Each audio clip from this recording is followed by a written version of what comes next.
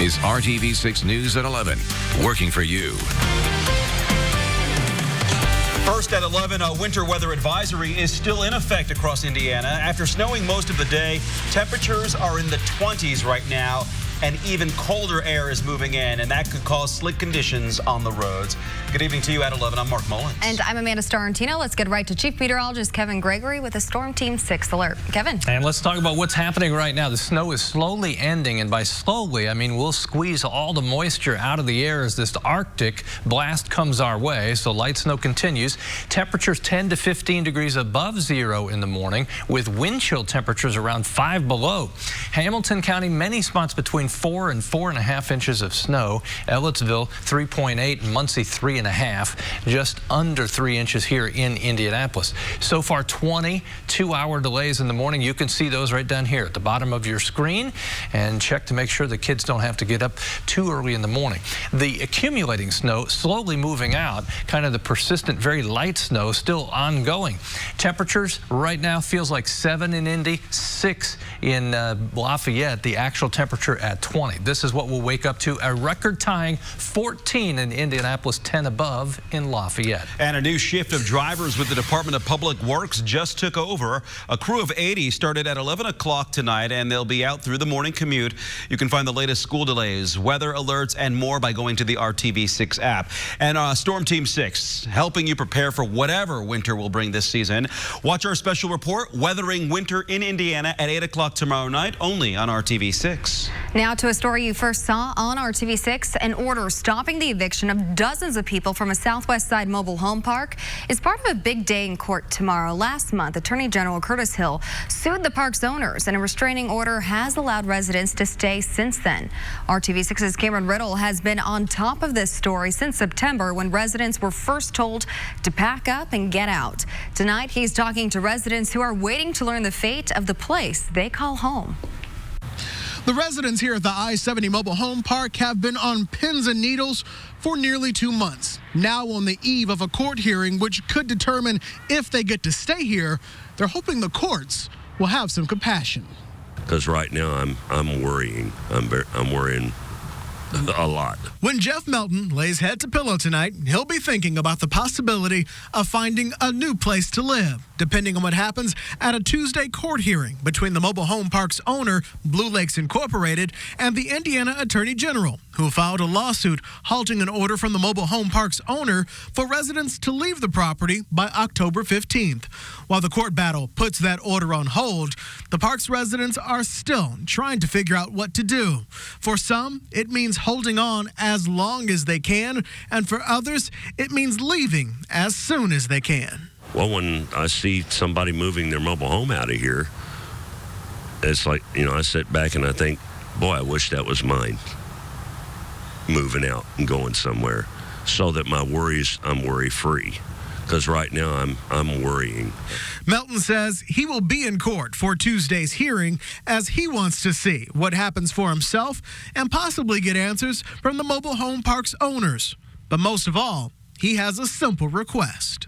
Well, to be honest with you, and I'm not going to lie, I hope that we get a little more of an extension and that the courts, they have a little compassion for us, because here it is now. It's the holidays coming up. You got Thanksgiving, you've got Christmas, and here it is now. It's snowing, so and you can't move a mobile home in the snow. They won't do it.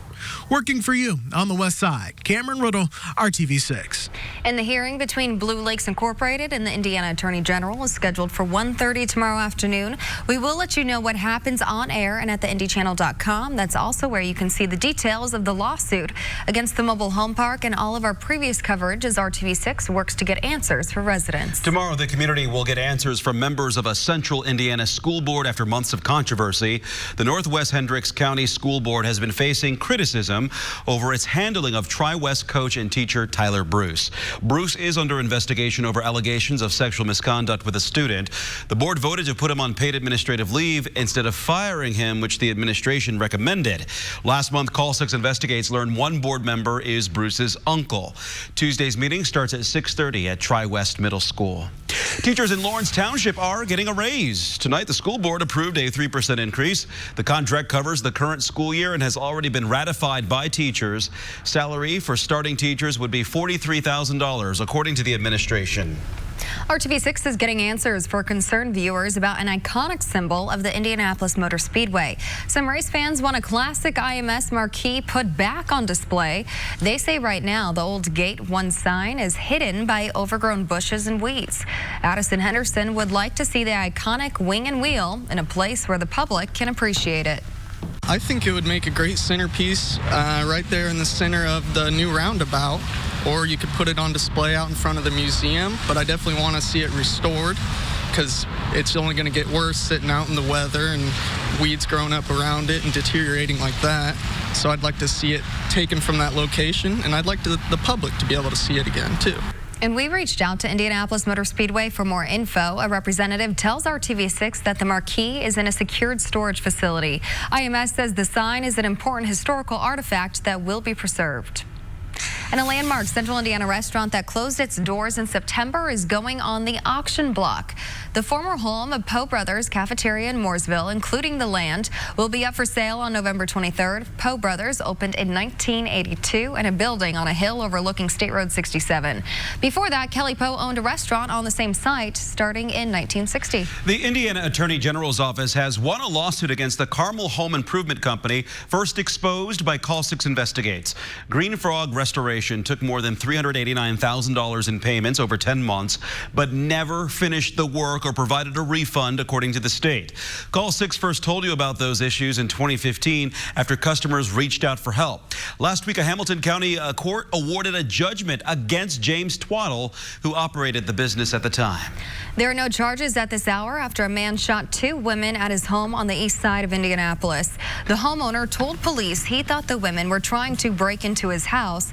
Officers were called to Rudier's Avenue near Washington Street and Post Road just before 9 o'clock this morning. Police say the women were in a domestic situation with the homeowner. They were both shot in the arm. Every one of them were bleeding really bad, so I was trying to get in a rush to get there. A 13-year-old boy is speaking for the first time after surviving the deadly ambush in Mexico that left 9 women and children dead, including members of his family. In an ABC News exclusive, Romina Puga explains why the teen is being called a hero.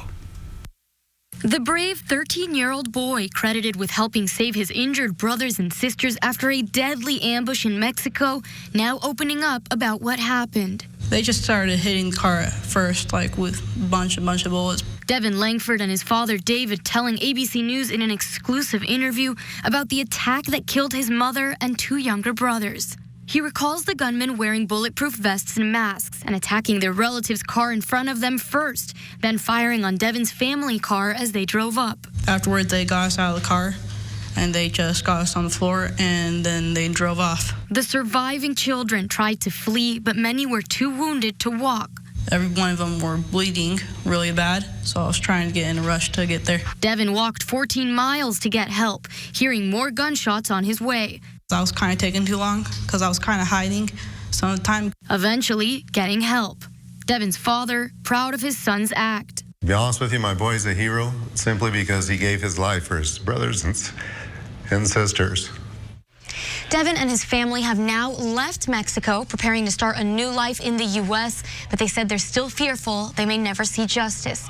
Romina Puga, ABC News, Los Angeles. Well, the FBI confirms it will assist Mexico in the investigation. You can watch more of the exclusive interview on abcnews.com.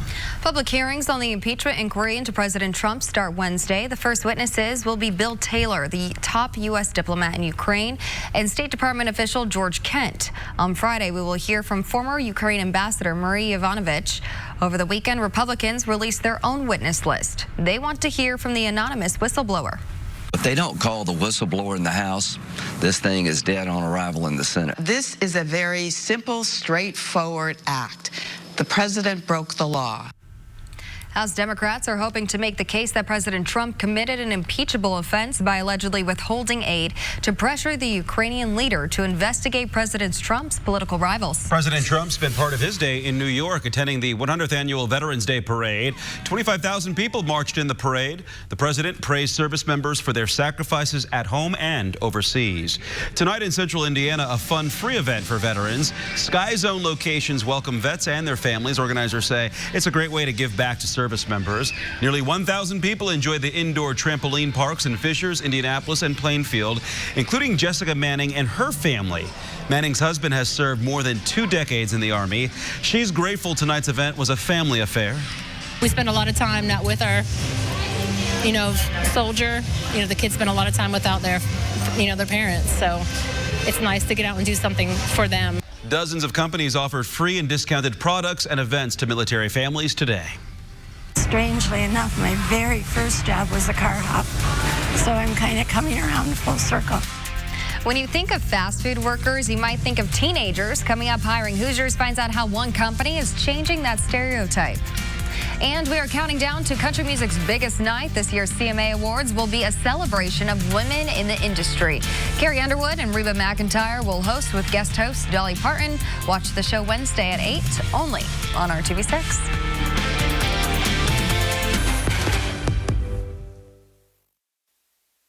This is RTV6 News at 11, working for you.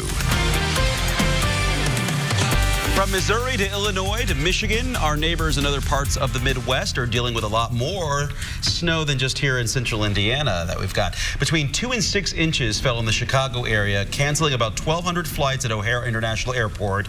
And people in Burdickville, Michigan, a small town in the northern part of the state, are digging out of 15 inches of snow. So I can't complain about the 2 we got here. Right, exactly. I'll mention South Bend, South Haven, Michigan, Southwest Lower Michigan. They'll see anywhere from 8 to 12 inches of snow tonight and tomorrow. That's lake effect. They're not done yet. Yeah, no, they're not. Just under 3 inches officially so far for Indianapolis. They'll make another official measurement here at midnight. I'll be surprised if it's not up to 3 inches or a little more. This is a growing list. I just checked it again at theindychannel.com. You can see it at the bottom of your screen. The 2-hour delays, there's one closing, so be sure to check that. And then when you wake up, Good Morning Indiana starting at 4:30.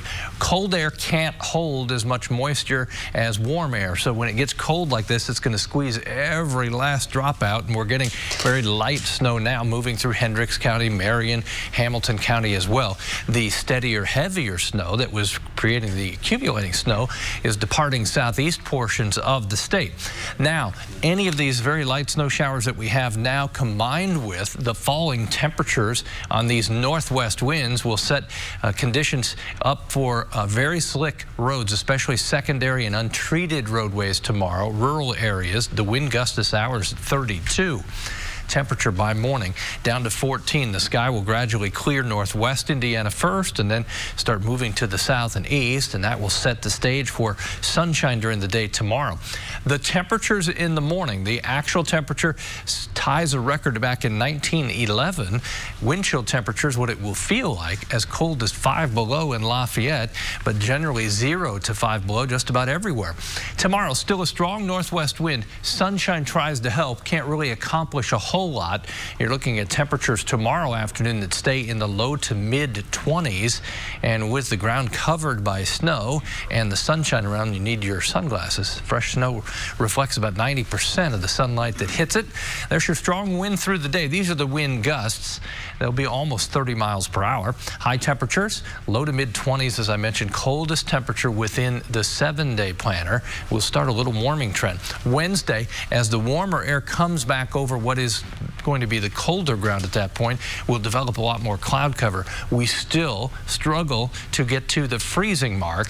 Some spots to the south will manage to climb up and over the freezing mark. Probably not until Thursday for Indianapolis. Then as we go to the weekend, second half of the weekend, temperature warms to 47. Here's your forecast. Don't be caught off guard in the morning. If your car's outside now and hasn't been cleaned off, that'll take a while. Secondary roads very slick. Temperatures as we go through the rest of the week slowly start to rebound. Being numb in November is not that much fun. No, oh, I see what you did there. Yeah. You're a poet. You didn't know it. All right. Can you do that too, See Dave? what I did there? Yeah, I did. Dave, are you going You want me to rhyme? Should I rhyme something?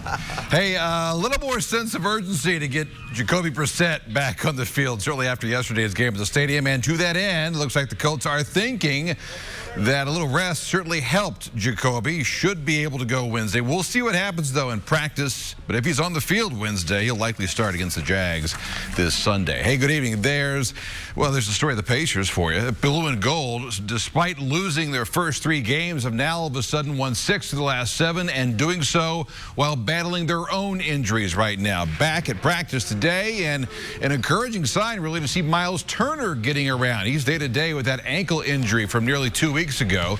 Tomorrow night, they host the Thunder. Goga Batadze is still out with a concussion. Jeremy Lamb still out with a left ankle sprain. How are they winning, though? Well, a ton of guys off the bench, including T.J. McConnell.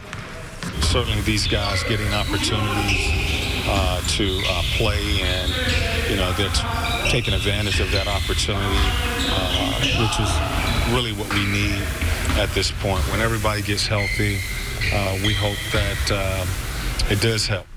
And by the way, you saw Victor Oladipo in practice there tomorrow night in our Sports Section Spotlight, an exclusive with a 2-time All-Star as he continues to give back on a national stage. Tomorrow night at 6, only on RTV6. And a quick reminder about Saturday. IU football ranked 24th this week, first ranking in 25 years. And you can see them live here on RTV6 at ABC high noon against 9th-ranked Penn State, part of a triple header.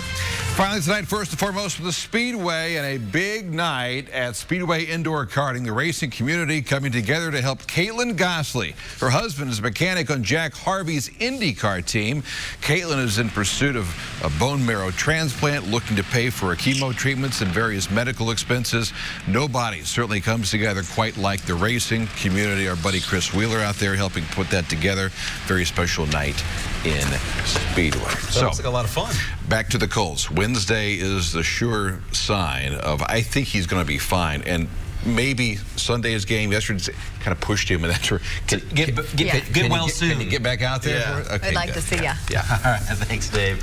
Veterans Day is almost over, but servicemen and women still need support and resources. Coming up, how serving our country can be an advantage in the workplace, and what one program is doing to connect veterans with jobs in the Hoosier State. $1 million collected for our clients. Hiring Hoosiers works to connect you to job opportunities, resources, and education, no matter your age. But age, unfortunately, can be a barrier to employment for some people. But that's not the case at one local restaurant franchise. RTV6's Lauren Casey explains why Culver says hiring Hoosiers of all generations is an advantage. Customers at this Noblesville Culver's are asking about the butter burgers, the cheese curds, and something else. They're always asking me, how old are you? You're still working? Their proud employee, Jerry Ann Overly. And while asking someone's age can be a taboo topic, Jerry answers with pride. I don't mind. Customers ask me a lot. Oh, I love that. Yes, I'm 78 years old. I'll be 79 in April. Jerry works part-time at the location, serving customers and cleaning up tables. The nurse by trade has also worked in the food industry and has even run her own business. I've always said if I was going to work anywhere, it would be at Culver's because I love their custard. So one day I saw the flavor and I thought, oh, I really like that one. So I went in to get it, and there was a sign on the door. They were taking applications, and I went, must be a sign. She's actually our oldest employee and one of our best employees. Jeff Meyer is the franchisee, and he says their workplace thrives on playing on the strengths of the folks in their multi-generational workforce. It's just so unique how she treats the guests, and she's just that warm feeling that you get when you're around her, and she shows up every day. The young kids are great to me. They call me Abuela, and I love it. I don't mind being their grandma at all. From high school students landing their first-time job to retirees like Jerry, each generation has something to bring to the table. What the kids have taught me, a lot about the cell phone and how to work that sometimes, and they just give me their young ideas. You hire good people to bring out the good in other people. I try to teach them eye contact. And looking to the future, there's a number of opportunities inside Culver's for you, no matter if you're young or just young at heart. Jeff tells me at their locations, they employ around 700 people and continue to grow each year. We're looking at hiring another 250 over the next 30 to 60 days throughout our organization. Working for you, Lauren Casey, RTV6. Lauren, thank you. And as you heard, there's a lot of room for growth within Culver's and the Meyer Foods organization. They do workshops and training and host a program to mentor employees to eventually own their own Culver's. Hiring Hoosiers is also shining a light on opportunities for veterans as this Veterans Day winds down. First, we take a closer look at what the job hunt is like for those who have served our country. Vets face some challenges, but they also have some advantages in the job market thanks to their military experience. Deirdre Simons is networking at this military job fair. She worked on a ship in the Navy as an administrative technician, working long 12-hour shifts with only 12 hours of downtime in between. She knows how to put in a good hard day's work, but she admits her time in the military did not prepare her to handle job interviews. Deirdre told us she did get some help through an organization focused on veterans and getting them into the civilian workforce. I was fortunate enough to work with Operation Job Ready Veterans, and they really helped me with resume skills and totally with the interview. I mean, that's a huge part of landing a job for me. Several local companies are actively recruiting veterans, recognizing the discipline and efficiency they can bring to the civilian workforce. Some businesses like Comcast Xfinity even offer programs geared specifically toward fostering veteran mentorships in the workplace. Now to a program that connects discharging military members from across the country with opportunities to live and work in Indiana. InVets is part of the state's Next Level Veterans Indiana initiative and started around 2 years ago. Next Level Veterans is a team effort to connect employers in the Hoosier State with talented veterans. Indiana, we've got around 80,000 unfilled jobs across the state right now. We need to be looking outside of our state's borders, and we are looking for a demographic that's highly mobile, that has a lot of those soft skills, that's coming out looking for a complete career shift. They're willing to get into a maybe a niche job that we're having trouble filling here. There's no better demographic than the military veteran population out there. So far, InVets has placed and employed 80 veterans. The goal is to eventually get to 5,000 new residents per year, including veterans and their families. To learn more about InVets or the other career opportunities we shared tonight, go to hiringhoosiers.com. We will be right back.